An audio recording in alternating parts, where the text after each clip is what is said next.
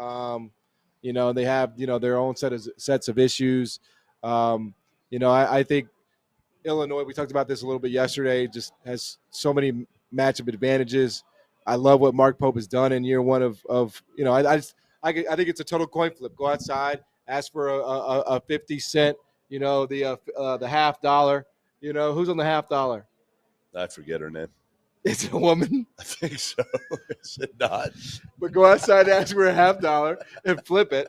And, Illinois, Kentucky, who I don't know. It's why a $50? Because it's just a big one. It's a big it's a big game. It's a big coin. All right. So go outside and ask for somebody to get an Illinois Roosevelt $50 for Goodman and flip it. Whichever one it lands, I really think it's tomorrow's a coin flip. What is it, Eleanor Roosevelt or Eleanor or Baldwin? I think we need to change the name of that building from the Ellie to the Baldy. I was just there. I was there like last month. Congratulations, good. No, I love how punchy this gets. Illinois, Kentucky is going to be awesome because again, you've got not only the teams. Mark Pope now. If you're a Kentucky, you've just watched John Calipari get to the Sweet 16. So as a fan of Kentucky, you're like, we got to win this game. We got to get as far as Cal. And Illinois, I mean, their fans aren't quite as crazy as Kentucky, but they're damn close. Yeah, and this team has been up, down the whole year, and they're coming off one of their better performances of the season. And if they can get to the Sweet 16, they're dangerous. We've said it all year. I mean, totally. Didn't you say, what did you say about the Illini back in like December, January? I've said a lot of things about the Illini this year. I've gone back and forth on them more than any other team in college basketball. But didn't you say they were the? What you say that one night? What did you say? What do you refer? I think it was nice like win. the best team in the country, or oh, it no, was no, crazy. I did actually say it. It was after they beat Oregon, and I was like, yeah, we're going to see Duke and Illinois. I said, we're going to see 1 and 2. Duke and Illinois playing guard, and there's a non-zero chance that could be the number 1 and number 2 teams in the country playing when that happens. Though, that win was crazy as shit. I mean, they went into Eugene and like destroyed Oregon. Mm-hmm. I had the same thought. I wasn't on that night, but I'm like, oh my God. I mean, is this Illinois team like that for real? And I think, here's the thing. I think everyone I've talked to is on Illinois tomorrow. Really? Everybody is on Illinois. Everybody's on BYU today. I mean, yeah. Well, Kentucky, still, you look at them and they don't blow you away. Illinois, you look at what they just did, and you're like, holy shit. Like, if Will Riley plays like that again, if Colin Boswell plays like that again, it shouldn't even be close. Because Kentucky right now, you have one guy that fears that you're scared of if you're Illinois, right? Otega Oweh. He's the one guy that you're like, you got a game plan for. Lamont Butler is not the Lamont Butler we saw back in December, in November when they won all those big games. I disagree with that because I don't think you have to game plan for Otega Oweh. You just got to put your best guy on him and try to slow him down. You got a game plan for what Kentucky's going to run and how they run it with a 5-man that operates as their point guard a lot. I get it, but if Otega Oweh doesn't get 20, Kentucky's not winning. Yeah, he's the number 1 guy on the scouting report. I don't think you build your game plan around Otega. Like, it's not like you're saying you basically concede whatever it is. Like, so you like to stop it, but the comp to me is John Tonje in Wisconsin, right? Right. You have to do everything you can to stop John Tonje. Yeah. That is what the scouting report is. That's what the game plan is. Whereas with Kentucky, the game plan is we have to figure out what we're going to do against all these Zoom actions, all these DHOs, having a 5-man that can pass the way that he can pass. And the number 1 guy when you're dealing with all of that ends up being Otega Oweh. Does that make sense? Yeah, no, I mean, I just don't think they're the same team right now because of Butler. I just don't think they're the same team.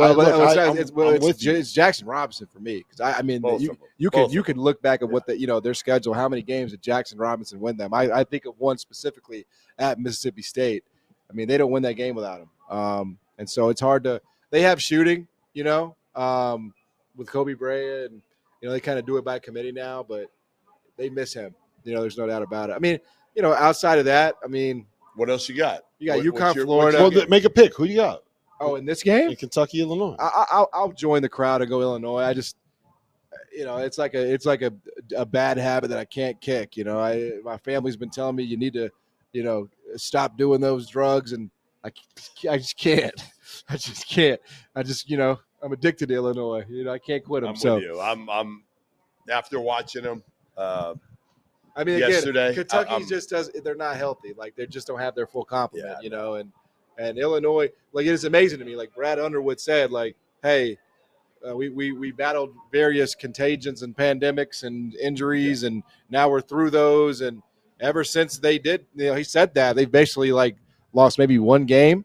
So they're peaking at the right time, as the kids say. So I think I'd go Illinois. Yeah, I think I'm probably leaning Illinois. I think Kentucky's got a better chance. Like, it feels like the way they're only plus 1.5. Yeah, so we're talking about 10.5. What I was going to say, it feels like the way people are talking about them is Illinois is like a 6.5 point favorite, and they're not. They're a 1.5 point favorite. Right.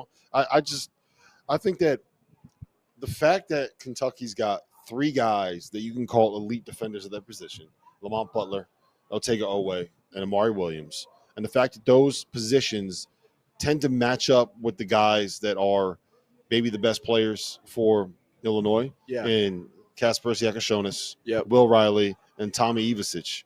I think that bodes well for Kentucky. And I really do believe that the offense that Kentucky runs is going to create lots of problems for Illinois, who can do things defensively, but is not exactly they're not reliable. The most reliable team defensively. Now, I'm gonna be honest. What's the other? Let's go through. Well, because I'm gonna be honest. After Oh, come on. There's one other big one. There's one other big boy matchup. Well, the first 3 games of the slate are elite, and then the drop off is gigantic after that. Just in terms of intriguing games. I think you're all right. The first game to me has the story. How about we switch seats then? Right. No, it's UConn. It's UConn-Florida. No, it's the first game of the day, and it's the 2-time defending champs against the team that I think you and I both have winning the whole thing, right? Yeah, until they did what they did against Norfolk State, they crossed me. By the way, did you see what the Norfolk State coach said, Robert Jones? Yeah. He said, I told y'all we weren't 30-point underdogs. That's the first thing he said. Nobody laughed. Pretty good. I want you to know, Robert, that was a good one. That was a good one, laughed. man. I laughed. How can I laugh? I liked it on TikTok when I saw it. I said, that's funny. I appreciate him knowing that. I appreciate him saying that. But, yeah, listen, and I was going to say, UConn took some money in the last hour. So they were 9.5. Now it's down to 9. So that doesn't necessarily mean anything. They're UConn. That's why. Right. They still have that respect because, Dan Hurley is considered one of the better coaches, best coaches in the country. Maybe now he moves ahead of Pitino in his mind again after the Pitino loss today. They say he has to. They say it's the hope that kills you, right? It's the hope that kills you. And all I've heard from everybody today is, can you believe UConn's getting 9.5 points? Can you believe UConn's getting 9 points? Anymore. Can you believe UConn's getting all those points? And my answer has been unanimously to every single person I've talked to, yes. You don't think they cover. You don't even think they cover. I think that there is a world where Solo Ball plays like he did in late January, early February. Liam McNeely looks like he did before the ankle injury. Alex Karaban decides that he's going to have the day where he makes some shots. And Terrace Reed is strong enough on the glass that it doesn't overwhelm. A lot of ifs. Yeah, but that's what you have to do to beat this Florida team. Diarra? Haas will be fine. What if Haas just does what he does. Gordon suits up for another year? But Haas was so good. He was so good early on in the season. He was, and part of the reason he was so good is because you had to devote so much of your attention to Liam and to Solo and to Alex Karaban. Like, when those 3 guys are going off, then Haas is the 4th guy. And no one, who cares about it? Like, that's their 5th year. Like, that's just Sandy, whatever. I got to deal with Solo Ball, who I can't get to off a DHO to his left hand. I got to deal with Liam McNeely, who looks like a lottery pick and had 26 and 7 assists against Gonzaga, right? I got to deal with Terrace Reed, who's gone for 26 and 14 in games. Yeah, to beat Florida, you have to be able to deal with them on the glass. They go, like, the way that they're built, and this is going to, like, dumb it down, they have 3 guards that shoot more or less whatever they want, and they have 2 bigs where they say, go get that shit if he misses. Yeah. That's what they do offensively. Yeah. And UConn is not the best rebounding team, and one of those bigs is going to be guarded by Alex Karaban. You have to keep them off the glass. Yeah. Alex Karaban has to win the matchup with Alex Collins.